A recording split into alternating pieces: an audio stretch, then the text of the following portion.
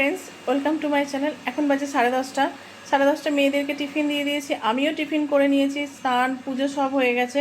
এবার চলে যাব রান্না করতে।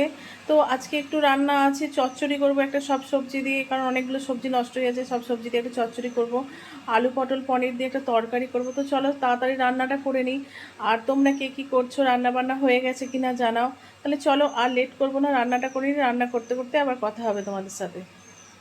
পাঁচ ফোড়ন, শুকনো লঙ্কা, কাঁচা লঙ্কা ফোড়ন দিয়েছে। এই যে 5 মিশালি তো সবজি হবে একটা, প্রচুর সব সবজি দিয়ে আছে। এখানে কাঁঠাল বীজও আছে, এই যে দেখো কাঁঠাল বীজ, এই যে কাঁঠাল বীজও আছে। এখানে কচু ইয়ে সব আছে। এই যে সব রকম সবজি দিয়ে একটা তরকারি হবে। চলো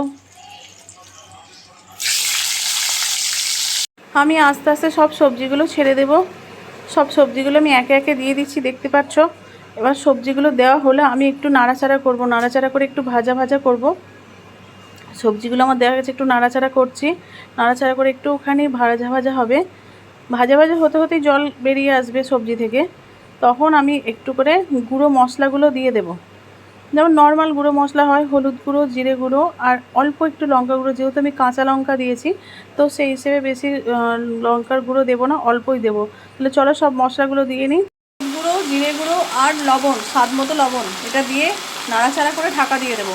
চলো, এখানে জল অলরেডি ছাড়ছে সবজি থেকে, জল বেরিয়ে এটা সবজিটা আস্তে আস্তে স্টিমে সিদ্ধ হবে, নিজের জলেই সিদ্ধ হবে। সবজি থেকে অনেক জল বেরিয়ে। তো চলো আমি এবার ঢাকা চাপা দিয়ে দেবো এটাকে।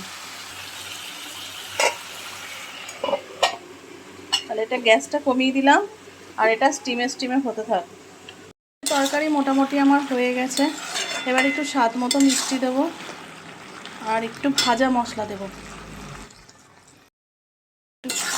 আর একটু ভাজা মশলা আমি দিয়ে দিয়েছি। একটু নাড়াচাড়া করি, আর একটু গ্যাসটা ঢাকা দিয়ে রেখে দেবো। বড়িটাও দিয়ে দিয়েছি আমি এতে, তারপরেই আমার তরকারিটা কমপ্লিট হয়ে যাবে। তো চলো হোক, এটা হয়ে গেছে। এখন আমি বানাচ্ছি আলু পনিরের তরকারি। যে পনির ভেজে আমি জলে ভিজিয়ে রেখে দিয়েছি, এখানে পটল আমি ভেজে নিয়েছি, আর এই যে মশলা করে নিয়েছি আদা আর টমেটো পেস্ট, এটা আমি এখন দিয়ে দেব। এটাকে আমি এখন দিয়ে দিলাম।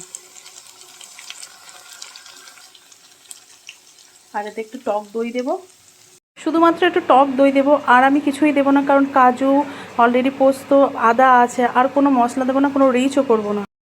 পটল দিয়ে দিয়েছি, মশলাটা প্রায় কষা হয়ে গেছে। আমি এতে হলুদ দেবো না, একটু সাদা সাদাই থাকবে, কারণ পনিরের তরকারিতে পোস্ত দেওয়া আছে। আমার পোস্ত দিলে হলুদ ভালো লাগে না, মনে হয় টেস্ট কমে যাচ্ছে, বা আমরা পোস্ততে কখনো হলুদ দিও না, সেই হিসেবে আমি এতে হলুদ দেবো না। আর এখানে ভাতের সিটি উঠে গেছে, এই যে দেখতে পাচ্ছ।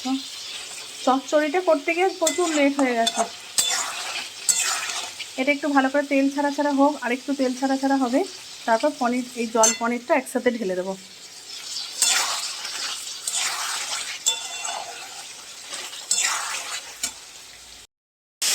দেখতে পাচ্ছ অনেকটা তেল ছেড়ে দিয়েছে।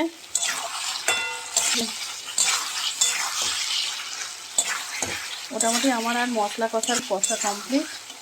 এবার আমি এটাকে দিয়ে দেবো, পনির জলটাকে। আর আমি একটু লবণটা দেখেই দিয়েছি, যেহেতু পনিরের লবণটা আছে, তো সেই হিসেবে আমি লবণটা একটু চেক করেই দিয়েছি।